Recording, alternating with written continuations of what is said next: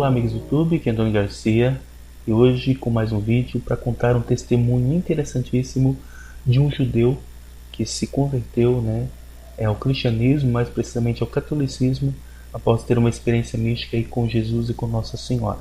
Então fique até o fim do vídeo que vai ser um testemunho fantástico. Eu vou ler, porque o testemunho é bastante longo, então para mim não me perder, ok?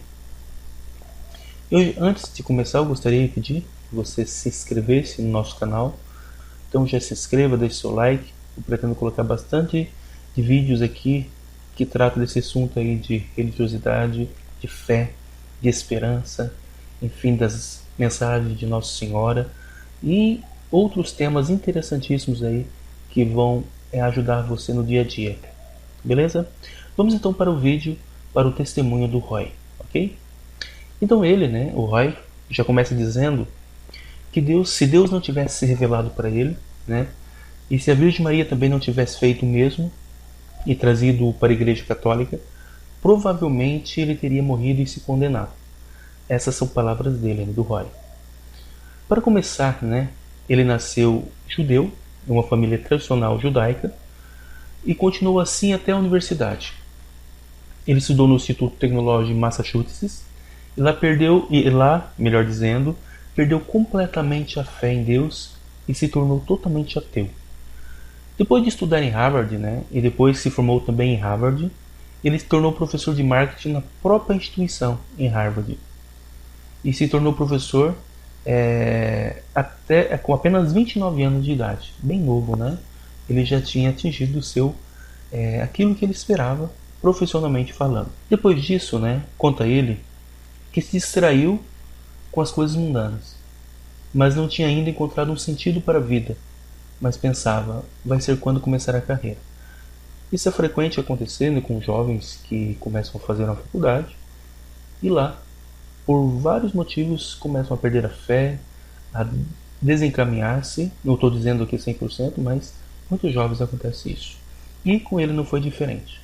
Ele começou a se perder, se perdeu totalmente a fé e entrou por caminhos que não são os caminhos de Deus.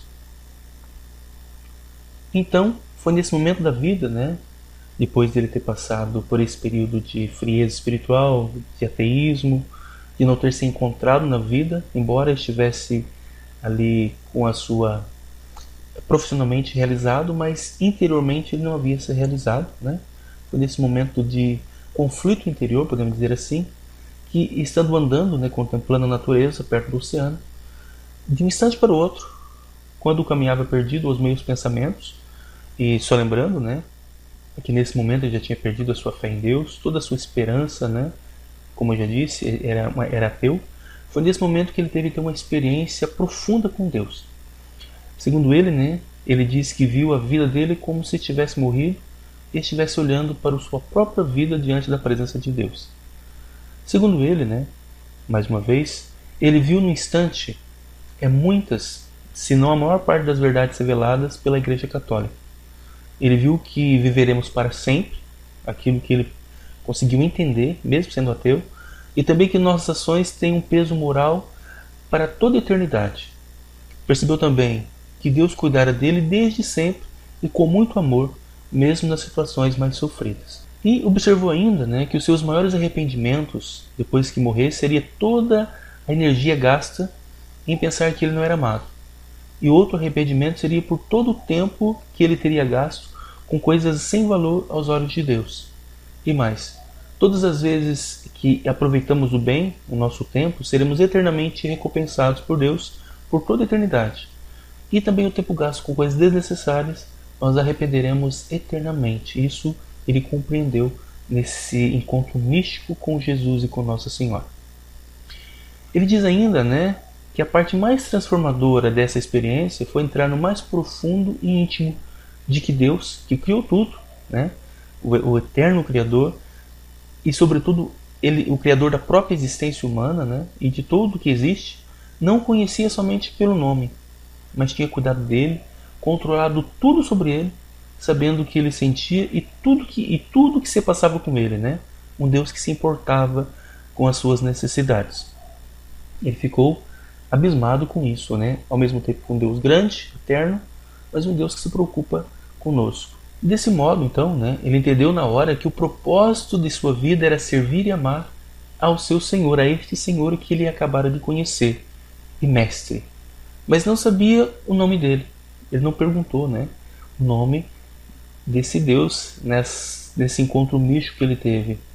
E também não sabia qual religião devia seguir para adorar. Interessante. Então ele rezou da forma dele, né?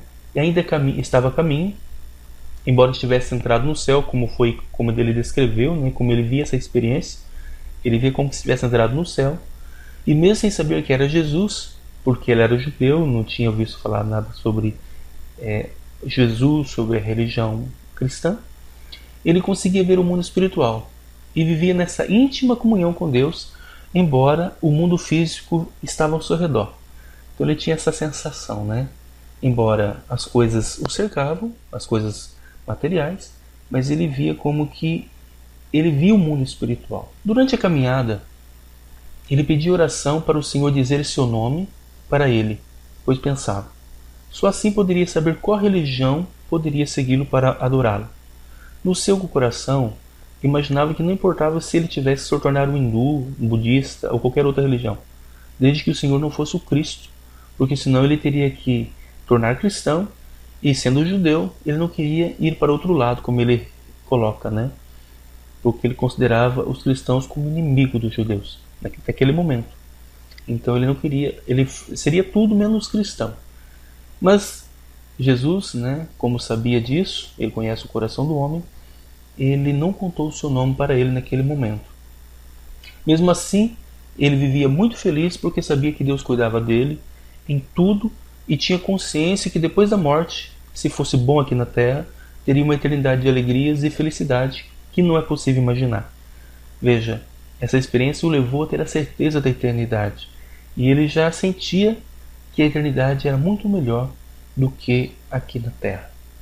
No entanto, tudo o que ele queria saber era o nome desse Deus, né? Ele sabia que era Deus e mestre que se tinha revelado para ele, e qual religião devia seguir para agradá-lo, mas ele não tinha a menor ideia.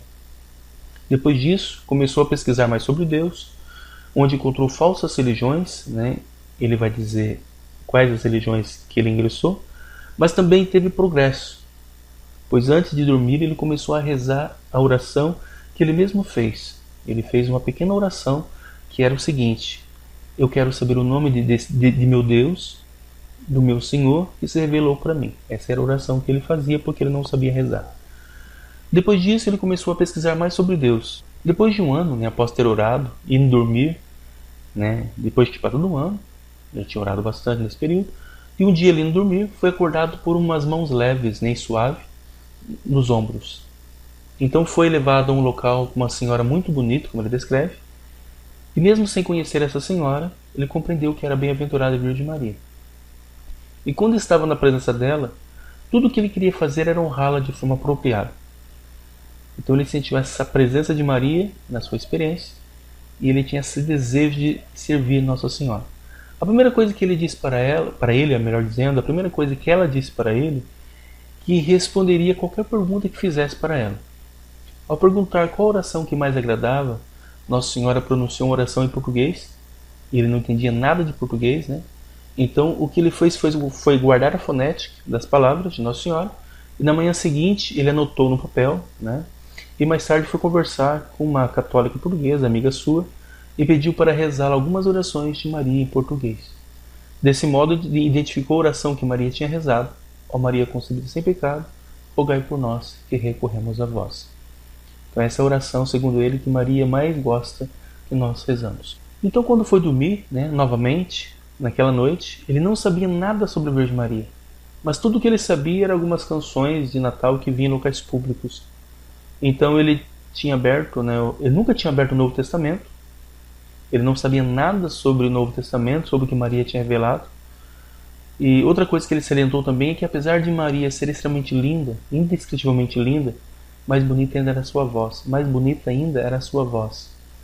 A única coisa que consegue descrever é que a voz de Maria é composta daquilo, né, que faz a música ser música. Era uma melodia, né, de tão linda que era e suave que era a voz de Nossa Senhora. Depois de estar praticamente em êxtase espiritual, ele fez muitas perguntas a Maria Santíssima. Uma pergunta feita por ele, e qual o título de que ela mais gostava e que ela fosse chamada, né? Então Nossa Senhora respondeu: eu sou a amada filha de Deus Pai, a mãe de Deus Filho e a esposa do Espírito Santo. Então na manhã seguinte, ele acordou e ele não queria mais nada além de ser cristão. Aqui, depois dessa visualização de Nossa Senhora, ele tinha a convicção de que ele queria ser cristão. E foi nesse momento, né, depois de um ano que Cristo tinha se revelado a ele, e pelas mãos de Nossa Senhora, que ele foi descobrir que aquele Deus que apresentaram para ele era o Cristo. No entanto, né, ele não sabia diferenciar a Igreja Católica das igrejas protestantes. E ele não entendia nada de cristianismo, né?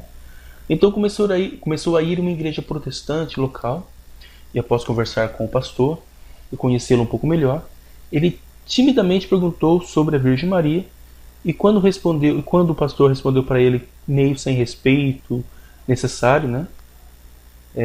A gente sabe como que os pastores protestantes tratam Nossa Senhora, e mesmo sendo judeu, né? E pela experiência que ele tinha tido com Nossa Senhora, ele sabia que Nossa Senhora não merecia bem mais do que isso, né? E ele já soube de antemão que ali não era o seu lugar. E demonstra ainda que durante a experiência com Nossa Senhora, né, ele diz assim que é até difícil explicar, mas ele né, viu que como que todas as graças e dons que vêm de Deus para a humanidade passam pelas mãos de Maria, né? Por ela todas as graças são derramadas. Segundo ele ainda, Nossa Senhora não permitiu fazer nenhuma confusão sobre a natureza dela, que era completamente humana, uma criatura, e ela era nada mais nada menos que Deus queria que ela fosse. Então Nossa Senhora revela a humildade, né? Aquilo que ele diz no Magnífico, a humildade de sua serva. Depois de perceber que os pastores protestantes não davam o devido valor a Nossa Senhora, então ele começou a frequentar santuários marianos. Havia um santuário de La Salette a 45 minutos, né, de onde ele morava.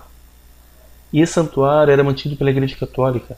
E às vezes, quando ele ia lá, né, estava acontecendo missas, né, e disse que ficava com imenso desejo de receber a Eucaristia, mesmo que literalmente ele não sabia o que era a Eucaristia. Essas coisas todas, né, diz ele, que o levaram para a Igreja Católica, afirma ele. Porque na Igreja Católica todos sabiam quem era Maria e tinha amor e devoção para com ela. Como ele tinha tido essa experiência com Nossa Senhora, ele sentia esse amor de mãe, esse carinho. Quando ele foi na Igreja Protestante, ele sentiu que lá não davam o devido valor a Nossa Senhora.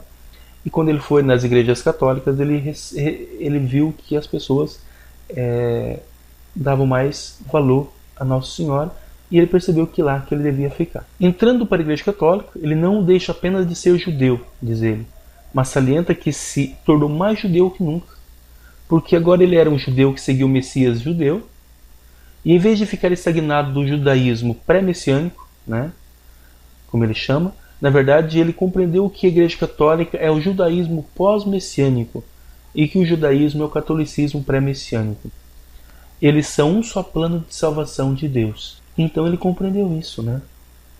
Que a Igreja Católica provém do judaísmo e que o judaísmo é o pré-messianismo. Ele proclamava a vinda do Messias, né? E Jesus veio, então a Igreja Católica é o pós-judaísmo, é o pós-messianismo.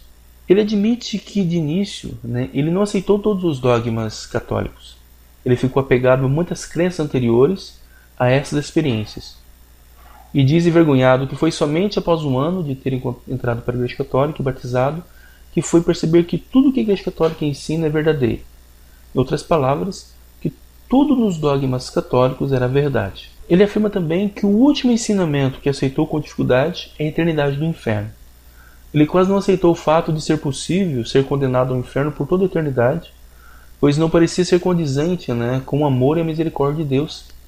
Mas foi somente depois de ser convencido por um bispo que isso é dogma e é preciso acreditar.